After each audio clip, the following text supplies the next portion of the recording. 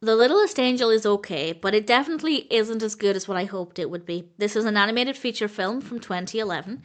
This is directed by Dave Kim, and it's written by Sean Catherine Derrick and Sean Roche, with a voice cast including Caleb Wolfe, Ed Kelly, Clare Patton, Ron Perlman, and various others.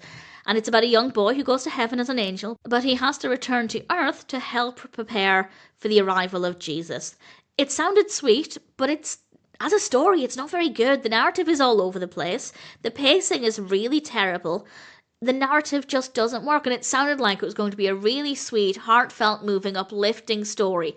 And sure, there are a few moments like that, but in general, it's just a bit of a mess. It is religious, of course, given the narrative, but I wouldn't say it's in your face. But that being said, if you don't have religious beliefs, primarily Christian religious beliefs, I don't think you'd enjoy it.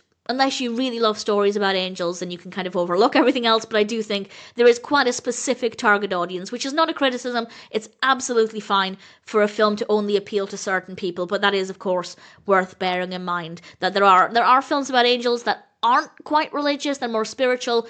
This one obviously has a stronger religious aspect to it. I don't think it's in your face, but it's not avoidable either.